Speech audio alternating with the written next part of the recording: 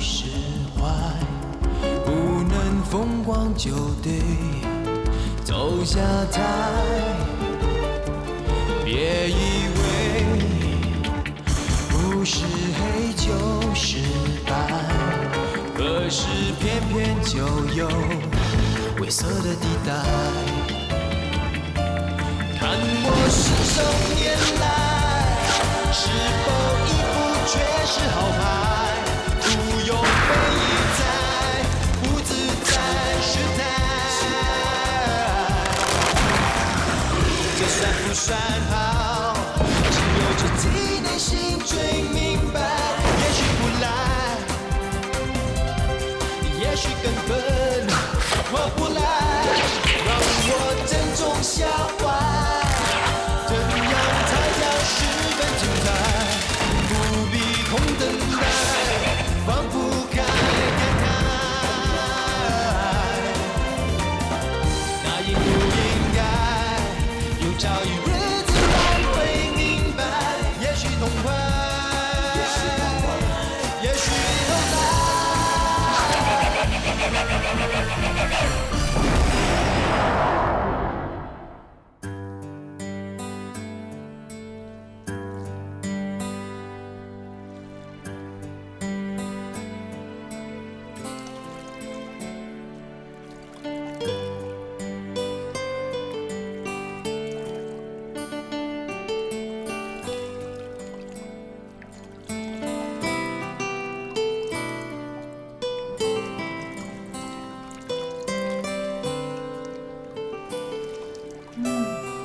好香啊！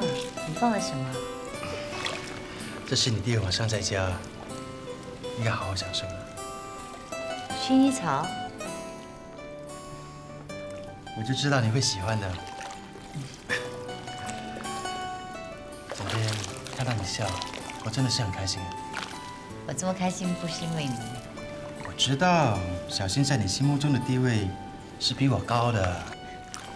不是吧？你连儿子的醋你也要吃啊？其实这么多年没有跟小新在一起，我还担心我们之间有隔膜，会有距离。怎么会呢？你不明白的，倩爷帮我算过，说我跟儿子之间呢会有距离，会有隔膜的。啊，别傻了，占卜的话是不可以相信的。我知道你不会相信，但是这些话听了心里还是不舒服的。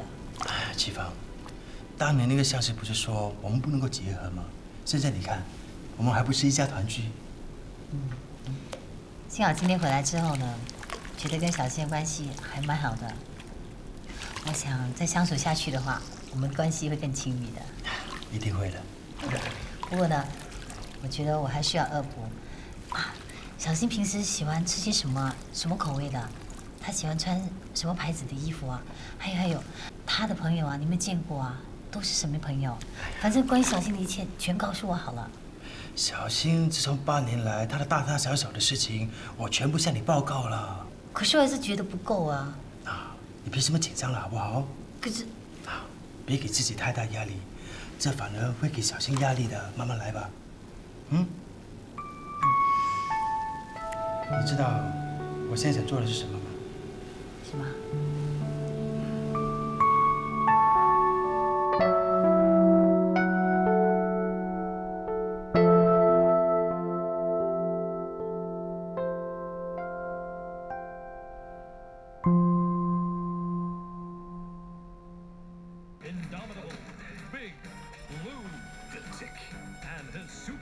经过我们的通力追踪，我们终于在一个海鲜市场拍到严飞和骆奇芳2人的亲密画面。一代毒后骆奇芳今天早上离开孤岛监狱，随后大批记者围绕在码头，却不见严氏夫妇的人影。原来2人恩爱跑到海鲜市场去买螃蟹了。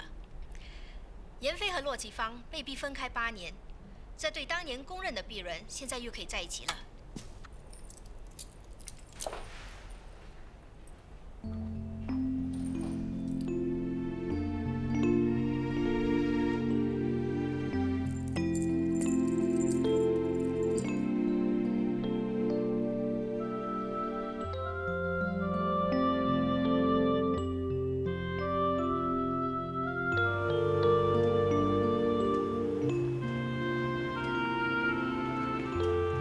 来，水饺面，辣椒加多多的。好了，说吧，说什么？只要你有心事，吃面就会辣椒加多多，别隐瞒了。有什么事就说吧。没事，我只想吃面饱了。你不说，我也知道，是不是因为我老板严太太今天出狱了，整个珊瑚岛都知道。其实你也有帮我把她救出来，所以就当做是做一件好事，开心下嘛。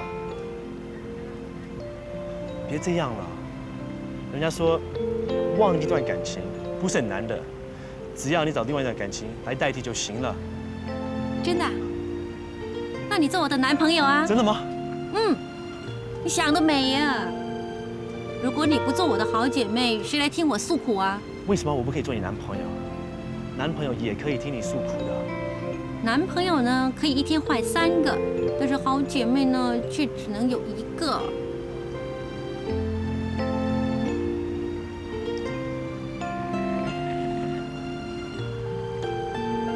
吃面吧。喂，干嘛？这是我的面啊！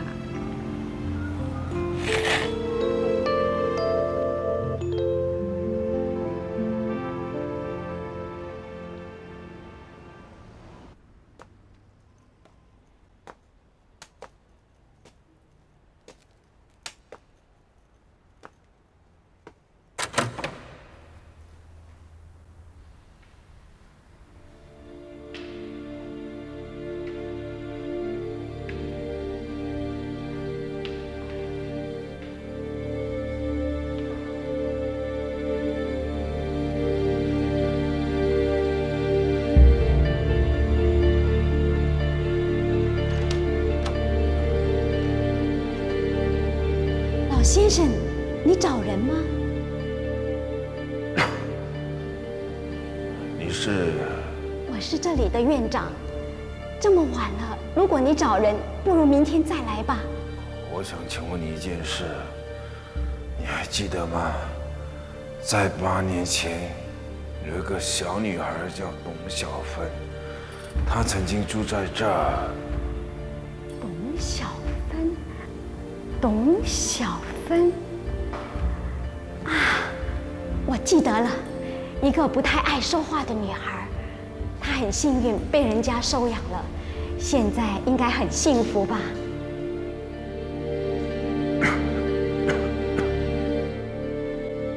早，严太太。早，美瑶。哇，你早餐这么快就弄好了，看起来色香味俱全啊。哎，这份是严先生的，我自己来。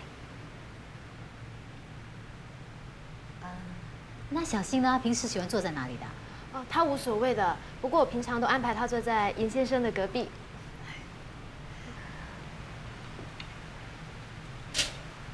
哎，严太太，基于健康理由呢，严先生他不太喜欢吃太多盐的。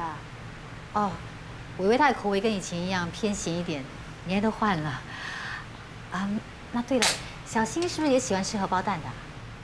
其实他比较喜欢吃双荷包蛋，而且蛋黄一定要半生熟的。不过你亲手为他做呢，我想他一定会很喜欢吃的。看来他们父子俩的生活习惯，以后我要向你多多请教了。不，严太太，你因为很少跟严先生他们在一起生活，所以你才需要我提醒一下了。美瑶，其实我应该谢谢你，这些年呢一直帮我照顾着小新。你不要这么说，要不是严先生收留我，我也不会有今天的，这是我应该做的。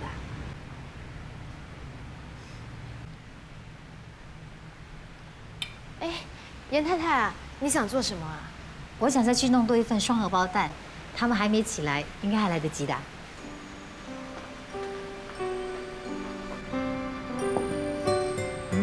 妈妈煮的早餐一定很好吃的。小新，你在拍马屁啊？媳妇，谢谢你这么早起来为我们做早餐。爸，你才是高手哎，拍起马屁来毫不露痕迹啊。不过说真的，咱们一家人一起吃早餐，这种感觉真的是很温馨、很幸福。是啊，这种感觉真的很好。小新啊，喜不喜欢妈妈为你准备的早餐？当然喜欢啦。不过你怎么知道我喜欢吃半生熟双荷包蛋的？其实啊，是严太太看你年轻好动，所以她特地煎2粒荷包蛋给你，你吃了以后不就精力旺盛了吗？真的啊？这样我一定要吃得干干净净才行喽。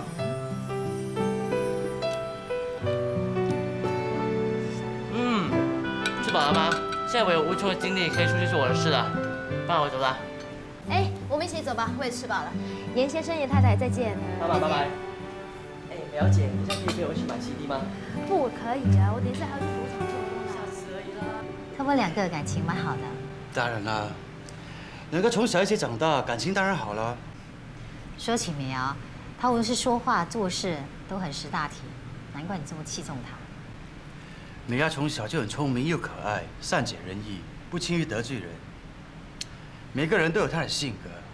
我记得小静小的时候很孤僻，所以我到孤儿院去领养了有康，还有美瑶，你不介意吧？有康性格耿直，美瑶识大体，你这2个徒弟啊，我也很满意。我老婆今早煮了温暖排早餐给我吃，我更加满意了。我真的希望每天能够吃到你煮的早餐。这没问题。不过我又怕你辛苦。从明天开始，你什么都不做，待在家里享幸福吧。说的好像7老8十，我要抗议的。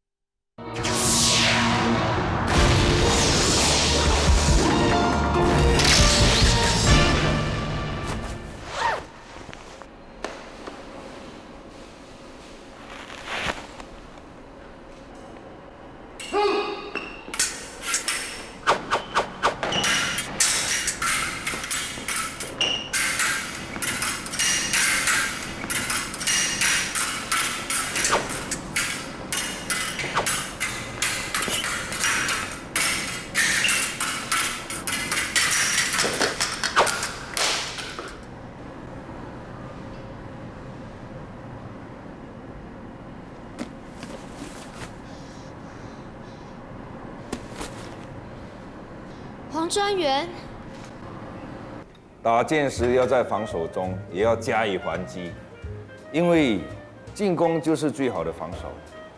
不过我认为应该随机应变，能够把进攻跟防守并用是最好了。对，因为击剑就好像人生一样精彩。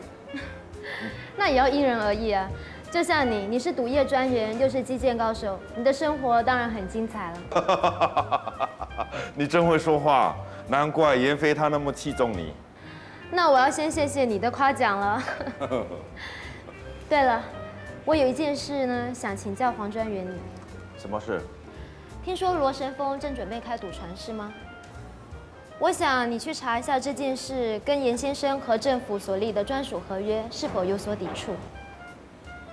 娱乐不忘公事，严飞他很幸运，有你这样的得力助手。我希望这件事情，黄专员你能够尽快让我知道。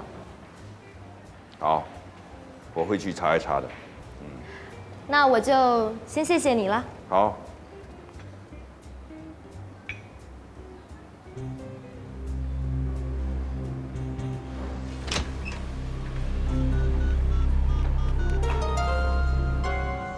喂，我要找一个叫董小芬的小姐听电话。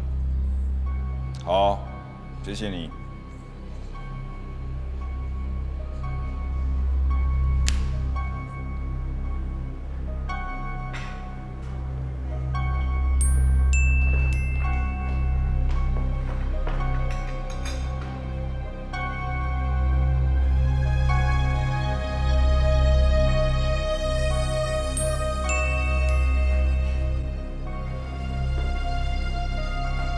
对不起，我就是董小芬。小姐电话。谢谢你。喂，我是董。Hello， 喂。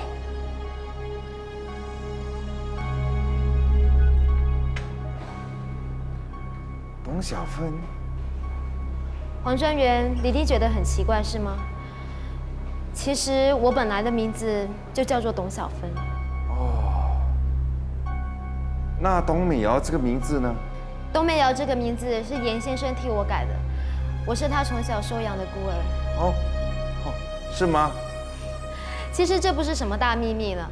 严先生是我的恩人，没有他的栽培跟收养，就没有今天的董美瑶。哦，那你的家人呢？哦，我是说你的妈妈还有爸爸。我是个孤儿，当然没有爸爸妈妈了。怎么了？你好像很关心我的身世啊。哦，没什么，我难得找到一个跟我一样喜欢击剑的朋友，所以才多问了2句。对了，你喜欢董美瑶这个名字吗？严先生替我改了这么好听的名字，我当然很喜欢了。听来董美瑶这个名字的确比董小芬秀气多了。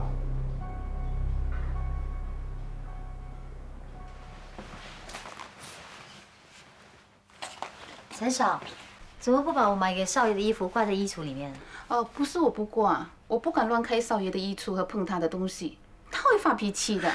是吗？嗯，那没关系，去忙你的。好。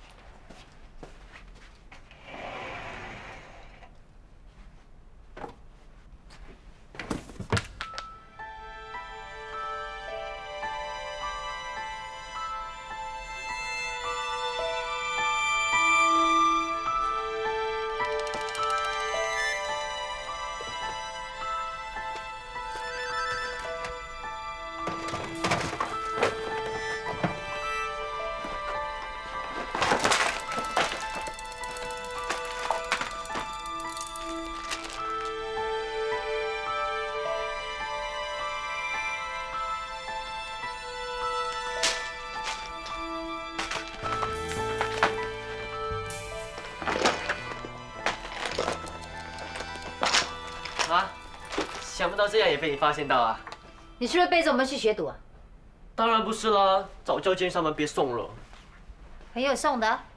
对咯，我的朋友知道我是赌王和赌后的儿子嘛，以为我会喜欢收集这些东西，在我生日的时候就送我咯。真的？你没有骗我？妈，你不是告诉我赌不好吗？我又怎么会去学赌？那你朋友没有问你为什么你不学赌呢？有啊，我不就告诉你们说我没有这方面的天分。如果你不喜欢，我扔掉好了。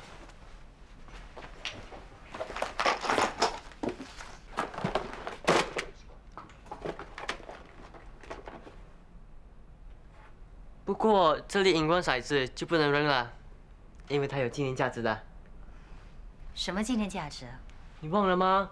当年爸爸被仇家害得昏迷不醒的时候，我们用许多荧光骰子唤醒他的。这粒荧光骰子就是其中一粒咯。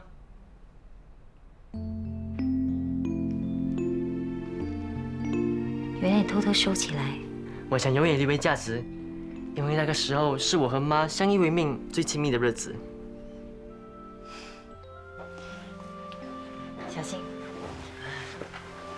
刚才妈妈怀疑你偷偷学赌，没想到你这么疼妈妈。我本来就很疼妈妈的嘛。我不让你学赌，你会不会怪我？当然不会啦，我宁愿去学武术、马术、剑术，就算是不学武术，也不会去学赌术的。这样行了吧？男孩子志在四方，怎么可以不学武术呢？开玩笑的啦。不过妈妈也要懂得另外一种生活艺术才行啦。尊重儿子的隐私权。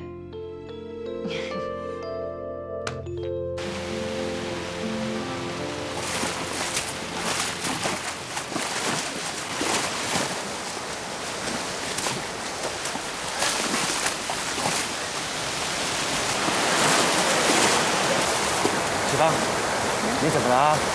还在想小新的事啊？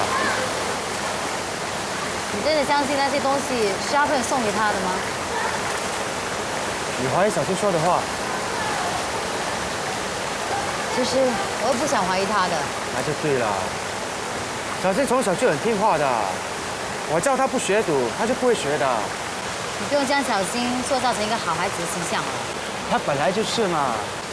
我问过文心，他全告诉我了。我知道你不想令我担心，但是要玩大话骰子和打架闹事的事情，你为什么要瞒着我呢？他当时以为玩大话骰子只是个游戏，根本不知道里面包含着赌术啊。后来我跟他解释之后呢，他就明白了，以后他不会再学了。那打架闹事呢？年轻人打架闹事是很平常的，我当年还不是一样。启芳，你不要这么敏感了好不好？这些年来，我就按照你的意思，从小就派人看着他，他根本没有机会学赌啊。况且他读书这么聪明，喜欢这么多活动，还参加这么多比赛，哪还有时间呢？那我问你，你真的没有想过教他赌术吗？我当然不想后继无人，不过你放心好了，我只把我的赌术传授给有康和美瑶。那好吧，这件事情呢，就当份我是过分的忧虑。但是以后要是我发现小新学赌的话，我一定不会原谅他。绝对不会的。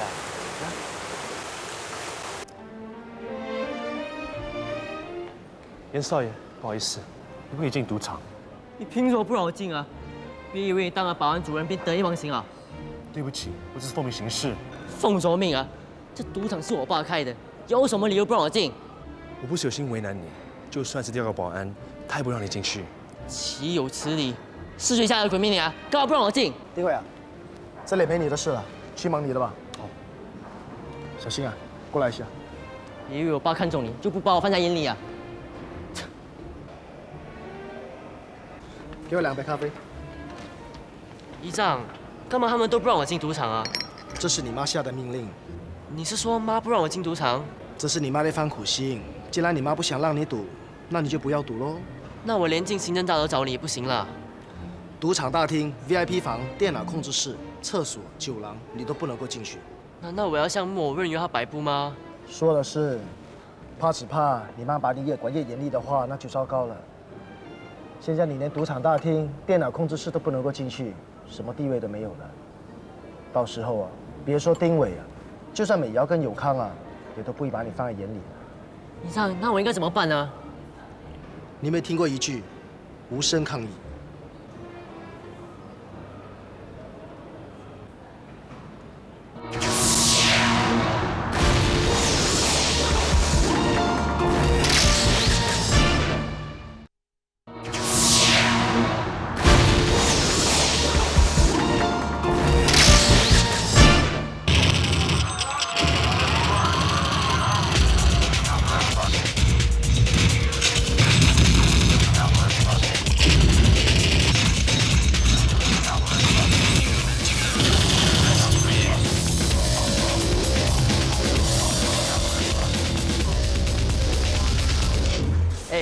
刚才是不是你跟我对打 CS 啊？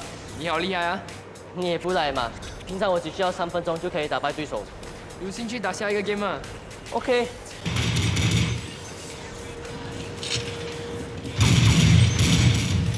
哇！没想到你爸爸竟然是赌王严飞啊！啊，其实救过我嘞。我姐姐叫江夜雪，当过你妈妈的护士了。真的啊？这世界真小。哎，你玩得很凶哎，是不是心情不好啊？看你的样子就知道了，是不是被你爸妈骂了？被骂还好，只是不准我这个，不准我那个的，好像以为我是小孩子。我教你，你表面点头，背后才不去理会他们那么多。难道他们可以日夜看着你咩？哎呀，要是他们使用权力逼你低头嘞，反抗到底咯！上一次我姐反对我跟一群朋友交往，我1个星期不跟她说话，最后她还不是妥协了。告诉你，一定要让他们知道你会坚决反抗，这样他们以后就不会什么东西都要管。小童怎么去叫小新？叫老半天都还没有下来呢。小新，你别走啊！你要去哪里呀？你别管我，我要到别墅住2天。好端端的干嘛要住别墅啊？因为没有自由嘛。哎，一方一丈，快点过来劝劝他。不想吃饭是吗？张嫂，把少爷的碗筷收了。是太太。我走。小新，妈咪啊，现在怎么办啊？你快跟着去开解他吧。哦。到底发生什么事啊？大姐啦，不准小新学赌，也不准他踏进赌场。启芳啊，你也未免太紧张了吧？嗯，如果小新真的要学赌的话，也不一定要去赌场的啊。是啊，大姐，飞哥说的对，你这样做实在太严重了。更何况小新从小在外地长大，已经习惯自由了，这也难怪他会提出抗议啊。我这么做是为了他好啊。你们母子的脾气怎么都那么倔强呢？让他到别墅住也好啊，等他想通之后，他自然就会回来了。只有这样啦，等他想通，你对他一番好心，自己搬回来住啊。那我们现在应该做什么呢？吃饭来做什么？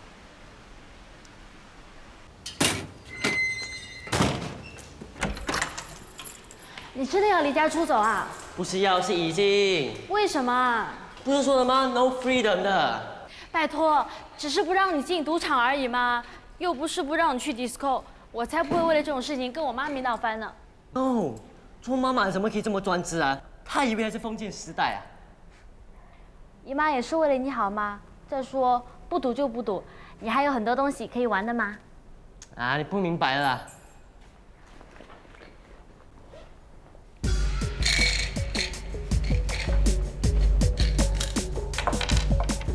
你什么时候学会玩这个的？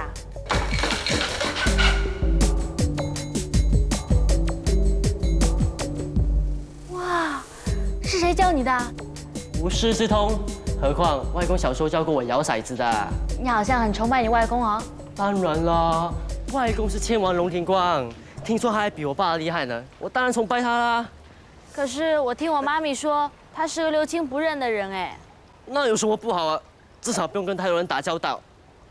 你千万别跟我妈说什么，免得我们闹得更僵。到这时候我还敢说什么？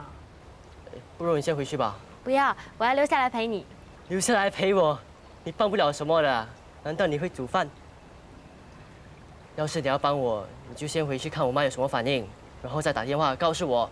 也对，说不定我回去求姨妈，她就肯原谅你呢。不过我把你一个人留在这里，你会很闷的。不会啊，我可以玩电脑，还可以上 ICQ。你现在马上回去，然后再打电话告诉我，知道吗？那好吧。哎，你要找我的话，就打电话给我或者 ICQ。知道啦，走走，回去吧。拜拜。嗯。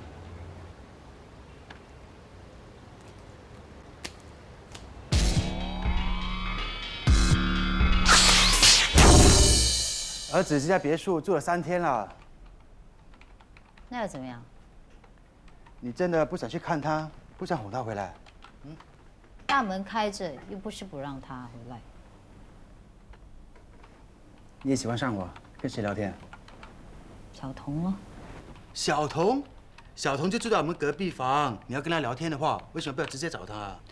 你不会明白的啊。我呢是在恶补时尚的东西，在牢里待了8年，出来之后才知道，原来外面世界是这么先进的。我不想跟社会脱节嘛。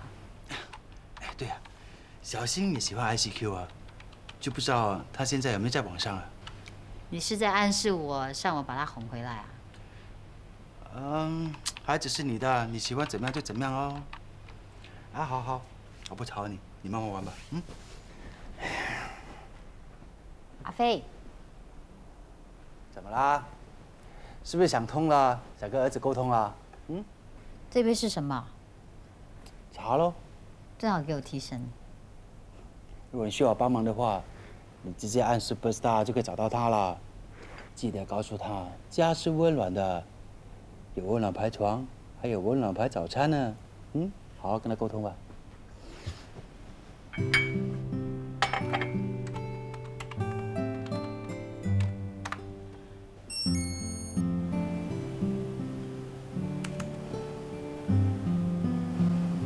有什么好呢？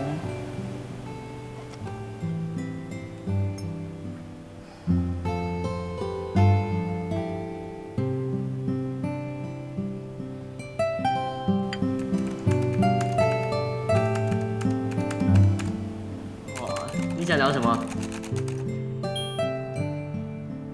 咦，是女孩子啊！喂，走开！好可怜啊，怎么会跟男朋友吵架的？原来你有个专制的妈妈，天下妈妈都是那么烦的。你说的没错，一个好母亲应该做儿子辩护的妈妈，让他有决定自由啊。哇，你真的好厉害啊！我已经查过了，罗生峰他的赌船的确是开到公海之上，根本没有抵触到你和政府的立约。是吗？是的。那么多年来，严先生，你的赌场在珊瑚岛都是一枝独秀，我想也该是时候让别人有立足的机会了吧？黄专员，我想严先生只是想了解一下罗成峰开赌船的目的，他并没有什么其他的意思。对，难怪严先生你会那么紧张。如果换成是我的话，我也会谨慎一点的。黄专员，我想了解师都市长对这件事情的看法。哦，他本身非常的赞同，他的意思是希望多一些人能够经营赌业，更能促进我们珊瑚岛的经济繁荣。既然市长也赞成，那我倒希望罗神峰是本着珊瑚岛的赌博事业更加远近驰名才来开赌船的。对，以你严飞今天赌王的地位，根本不怕其他对手的竞争。哎，对了，严太太怎么样？还能够适应新的生活吧？她还好，谢了。对了，罗生峰他的赌船很快就要开幕了，严先生，我相信你都已经收到请帖，你会出席吗？你该不会因为罗生峰几次挑战而不出席他的盛会吧？黄专员，他的盛会是在下个星期，如果我现在回答你，未免太早了吧？对，我很希望在盛会那天能够遇到你呢。你知道啦，身为赌业专员，我是很希望同业们能够和平相处的。你这番话我会好好记住的。严先生，你会出席赌船的开幕典礼吗？没有，你替我计算一下，罗生峰的赌船现在的市价值多少钱？是，我立刻去办。不用等我啦，自己吃吧，顺便帮我打包。不要啦，我是特地过来陪你吃饭的。哎，你先关掉它吧。哎，不准动！干嘛？你为了那个摸摸茶这么大声跟我讲话？对不起啦，因为这个摸摸茶真的跟我很投缘，他很像是我的老朋友一样的了解我的心情。老朋友，也许是因为人家是女孩子吧。我猜她肯定是个老太婆。你怎么知道的啊？要不然她怎么会这么啰嗦的啊？哪有人在网上用自己真实身份的？没关系啊，我跟他谈的真的很投气。我说一，他马上知道二啊。我说啊，你跟姨妈是最投气的，不是吗？你们一样这么倔强。最近姨妈也沉迷于电脑，好像在用 ICQ 和那个护士聊天。我妈咪说你们两母子是一样的牛脾气。哦，妈什么时候也迷上 ICQ 的啊？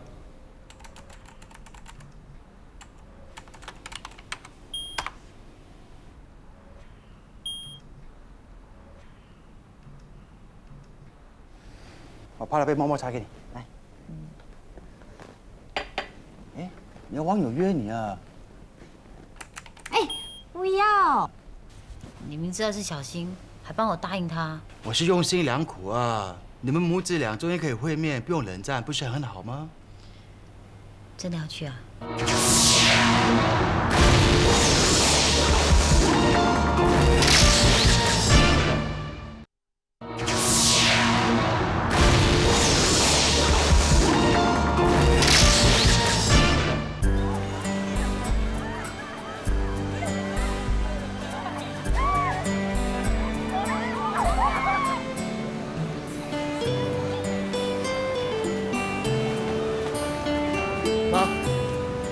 我约了朋友喝茶，这么巧。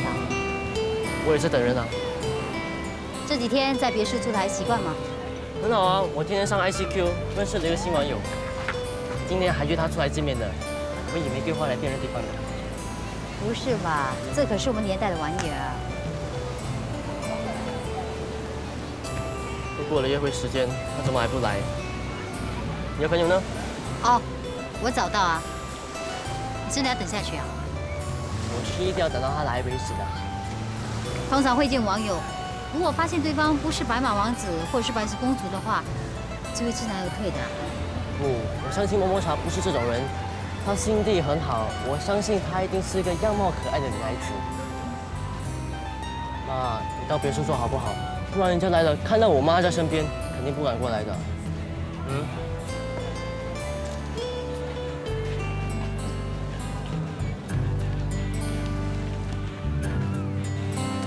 我看你不用等了，你的摸摸茶应该是不会来了。那你呢？我在等我朋友啊。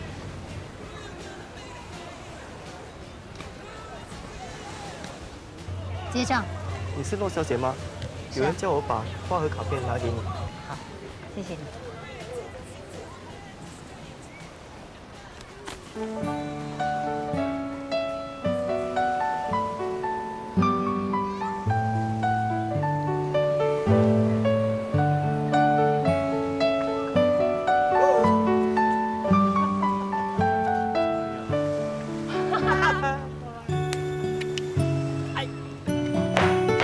怎么了？你想通了？不暗恋人，以平常心跟人家夫妇交朋友。我以为八卦是女人的专利，原来男人呢也可以这么八卦。如果我是你，我绝对不会去。为什么？人家这顿饭是特别请我答谢我的。真的不暗恋人了。那些干花为什么还没有扔掉？确实。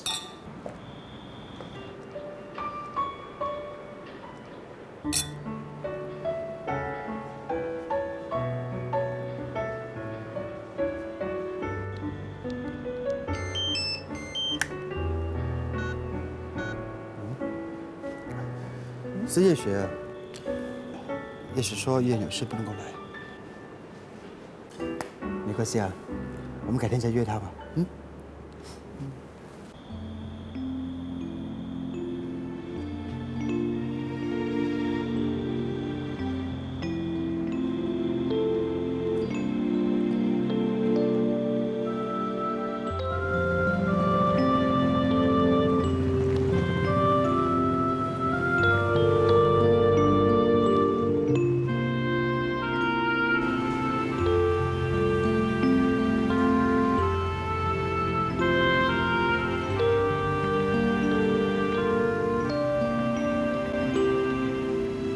老板，再来一碗云吞面，加多多辣椒。啊，就来就来。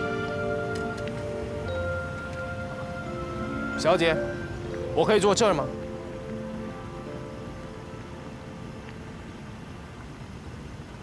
那边有空位呀，为什么要坐这儿呢？我们既然在这里见面，这就代表我们有缘分，应该坐在一起。老板，再来一碟和这位小姐一模一样的。她的面是加辣的。没关系。好。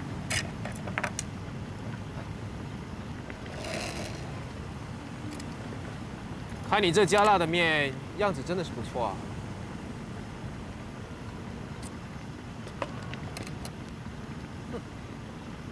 看来真的不是普通的辣呀。不能吃就别吃。可以和美女一起吃面，就算辣死我也心甘情愿。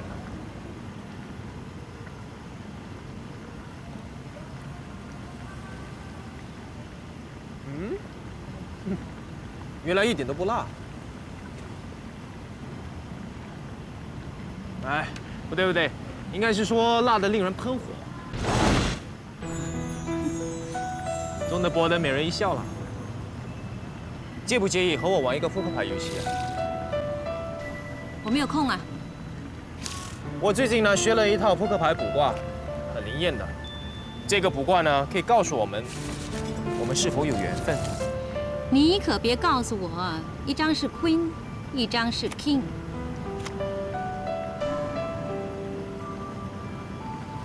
先生，买玫瑰花送给你朋友吧。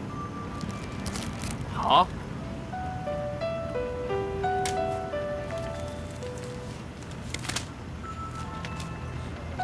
谢谢。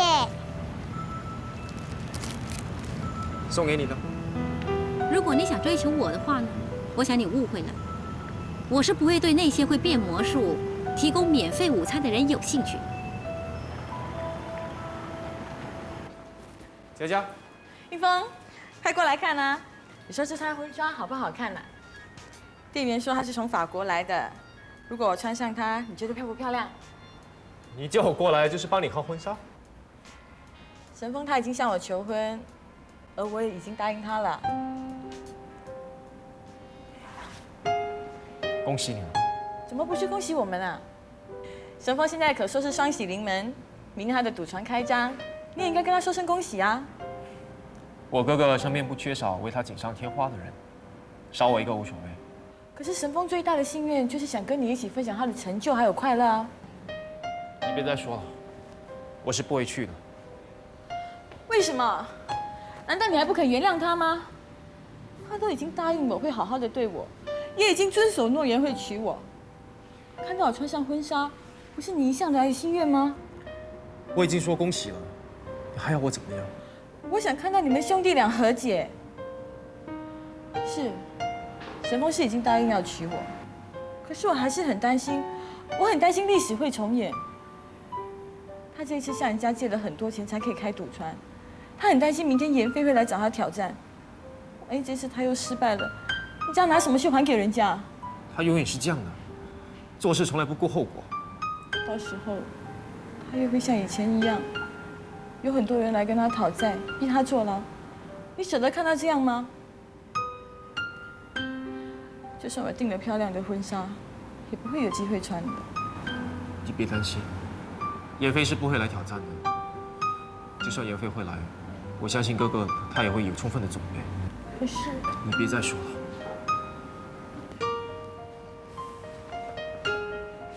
这套婚纱很漂亮，你把它定下来吧。我有事，我先走了。英峰，英峰，神风他明天真的没有准备的，万一明天严飞来的话，他会输得很惨。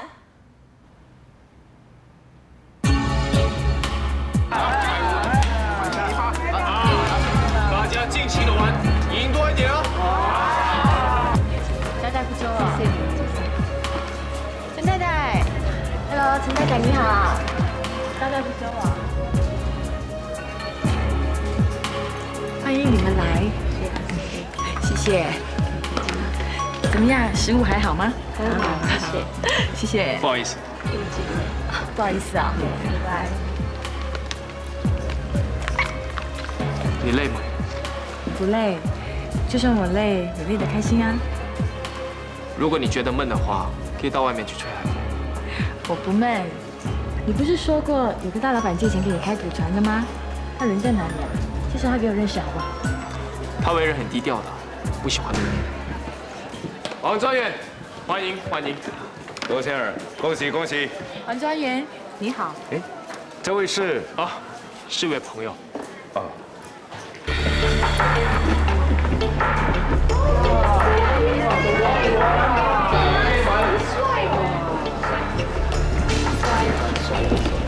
罗先，恭喜你！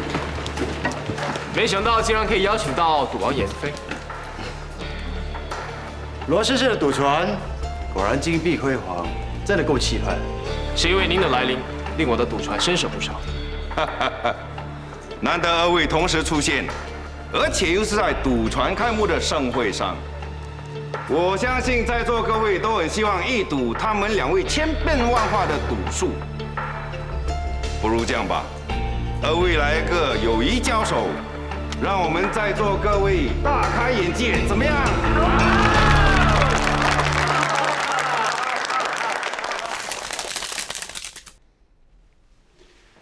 谢谢二位邀请我做这个友谊赌局的公证人。不知道严先生想怎么赌法？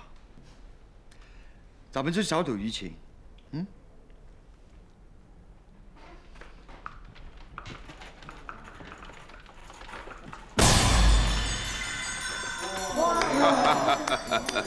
果然够豪气，不愧是珊瑚岛的赌王。罗先生，这个数目已经是足够你接受赌船的时间。我希望你输了，立刻离开珊瑚岛。今天是我赌船的开幕，你这样做未免太不给我面子了。罗先生，你不敢赌？谁说不敢赌？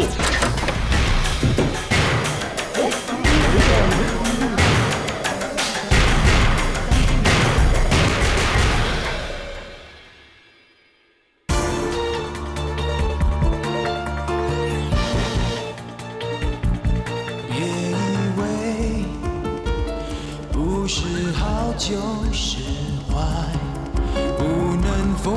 就得走下台。别以为不是黑就是白，可是偏偏就有灰色的地带。看我信手拈来，是否一副却是好牌？不用费一猜，不自在失态。这算不算好？只有自己内心最明白。也许不来，